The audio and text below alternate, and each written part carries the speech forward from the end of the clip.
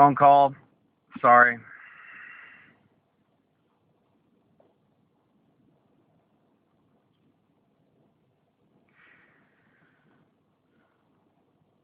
It is better for you to enter into life lame or crippled, rather than having 2 hands or 2 feet to be thrown into the everlasting fire. If your eye causes you to stumble, pluck it out and throw it away from you. It is better for you to enter into life with 1 eye than having 2 eyes be thrown into the fire of Gehenna.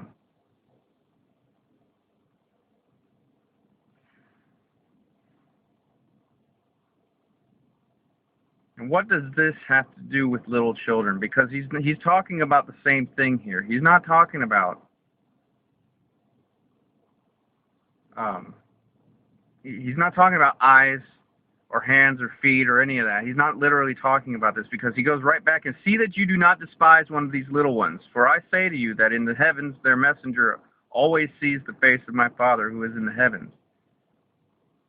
And for the Son of Adam has come to save what was lost. See, this isn't talking about hands or feet. This is talking about teaching. This is talking about people who come to you saying that they know Christ and that they know the word from above, but they lead you astray. They cut you off before you ever even get started. And what do you think has gone on in the shul and gone on in the church all this time? We have taught error, and nobody has any real discernment these days.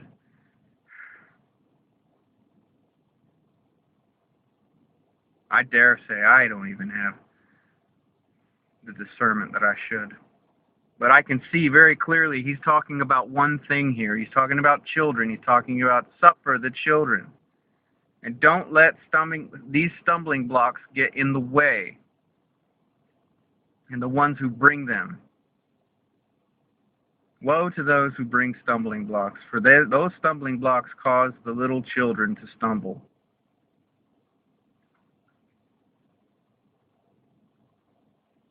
Son of Adam has come to save what was lost. What do you think? If a man has 100 sheep and that one of them goes astray, would he not leave the 99 on the mountains, going to seek the one that is straying?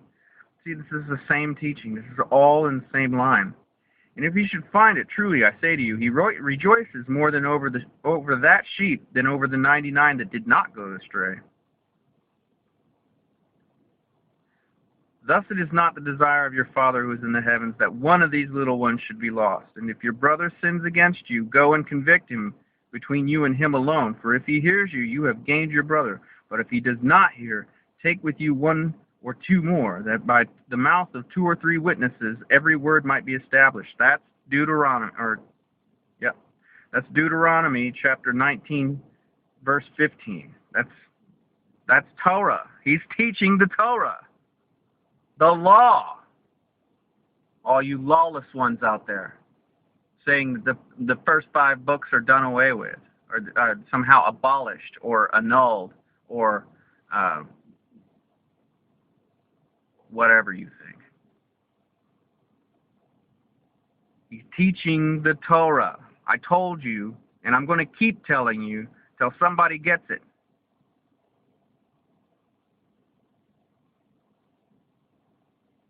This is where we're talking about the difference between stumbling blocks and cutting off your hand or your foot. If it continues to cause those to go astray or to lead the flock in the wrong direction,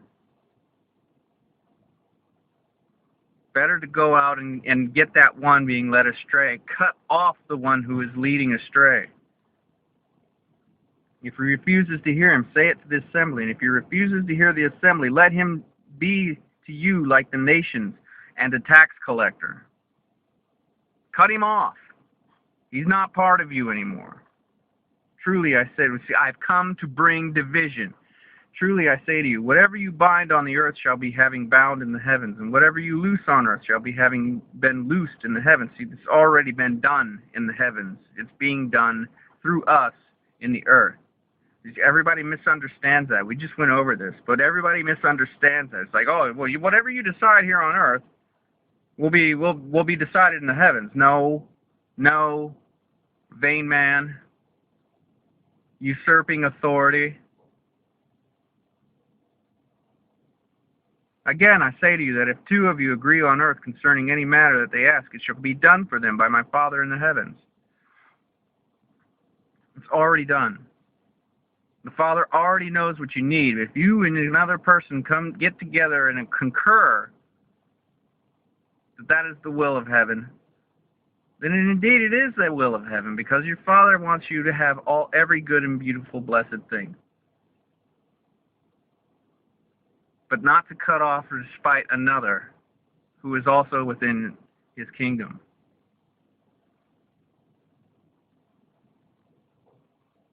For there are 2 or 3 gathered together in my name, there I am in their midst.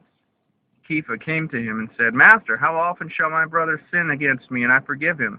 Up to 7 times? Yeshua said to him, No, I do not say to you up to 7 times, but 70 times 7.